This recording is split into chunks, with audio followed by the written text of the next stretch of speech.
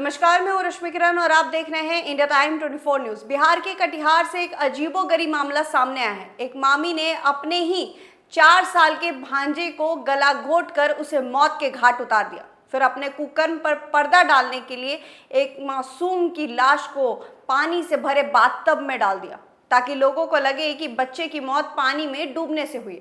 लेकिन एक कहावत तो आपने सुनी होगी कि अपराधी चाहे जितनी भी चालाकी कर ले, कानून के हत्थे चढ़ ही जाता है। यहाँ भी वही हुआ। पुलिस ने 4 साल के मासूम की हत्या की गुत्थी को सुलझाते हुए आरोपी मामी को गिरफ्तार कर लिया है। अब उसे कोर्ट में पेश कर जेल भी भेज दिया जाएगा। ये घटना कोलासी थाना क्षेत्र के नकीरपुर का है।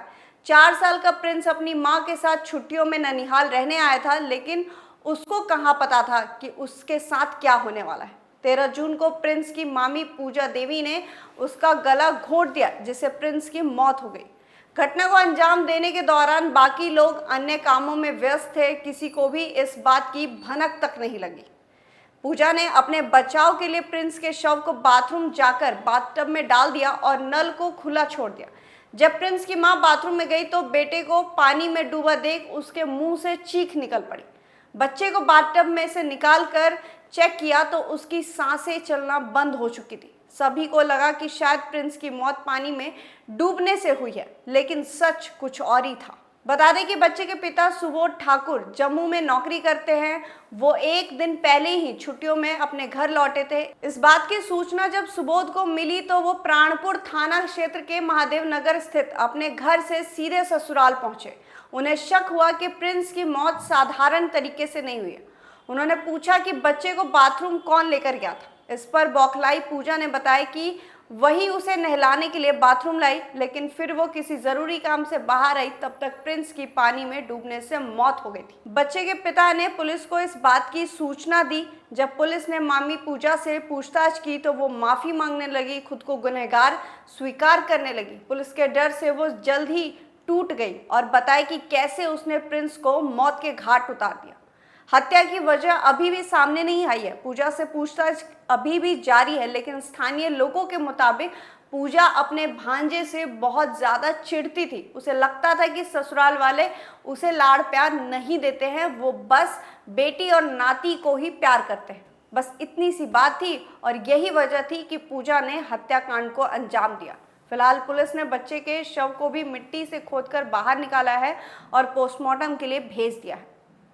अभी लेंगे एक छोटा सा ब्रेक और ब्रेक के बाद वापस लौटेंगे दूसरी खबर पर। भगत चंद्रा हॉस्पिटल विश्व की सभी आधुनिक और बुनियादी सुविधाओं से परिपूर्ण एक world class multi speciality hospital Mahavir enclave Palam डावडी रोड पर स्थित साउथ वेस्ट दिल्ली का एकमात्र मल्टी स्पेशलिटी हॉस्पिटल, जहां 24 घंटे आपकी सेवा में उपलब्ध हैं वेल क्वालिफाइड डॉक्टर्स और हेल्पिंग स्टाफ। डॉक्टर CM भगत द्वारा स्थापित भगत चंद्रा हॉस्पिटल आपकी सेहत का ख्याल रखना ही इसकी प्राथमिकता है, वो भी अफोर्डेबल रेट्स में। ब्रेक के बाद आपका स्वागत है। कैलाश विजयवर्गीय के बेहद करीबी बीजेपी नेता मोनू कल्याणी की अज्ञात बदमाशों ने गोली मारकर हत्या कर दी। मृतक बीजेपी युवा मोर्चा का नगर उपाध्यक्ष था। मृतक मोनू कैबिनेट मंत्री कैलाश विजयवर्गीय और उनके बेटे आकाश विजयवर्गीय का करीबी नेता था।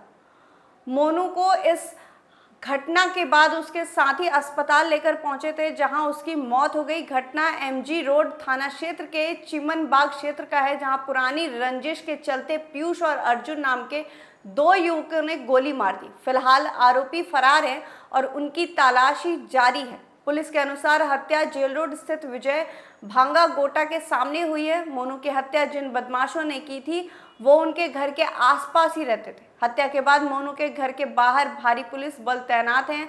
हत्या का कारण अभी सामने नहीं आया है। जेल रोड स्थित उषा फाटक के रहने वाले मोनू कल्याणी की आज सुबह भगवा वाहन रैली थी, जिसके लिए वो देर रात बैनर और पोस्टर लगवा रहे थे। उस दौरान 2 युवक बाइक पर मोनू के पास आए, नंबर मांग लिया। मोनू ने जैसे ही अपना मोबाइल निकाला तो बदमाशों ने पिस्टल निकालकर मोनू की छाती पर गोली मार दी और भाग निकले। मोनू को गोली लगने के बाद उसका दोस्त अस्पताल लेकर पहुंचा, जहां डॉक्टर ने उसे मृत घोषित कर दिया। बता दें, अर्जुन और मोनू के बीच कुछ दिन पहले ही कहा सुनी हुई थी, ये भी जानकारी सामने आई है।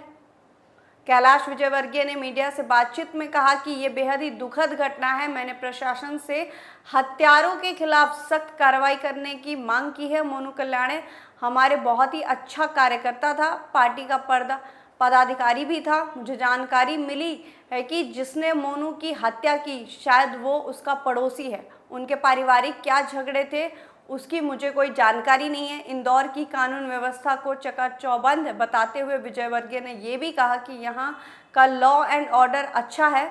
10-20 मर्डर हो गए ऐसा नहीं है। अब पड़ोसी ने ही हत्या कर दी तो इसमें पुलिस प्रशासन भी क्या कर सकता है। और कोई गैंगवार चल रहा है ऐसा तो कुछ भी नहीं है शहर में। इस खबर में फिलहाल इतना ही। देश और दुनिया की तमाम खबरों के लिए आप बने रहिए हमारे साथ और देखते रहिए इंडिया टाइम 24 न्यूज़।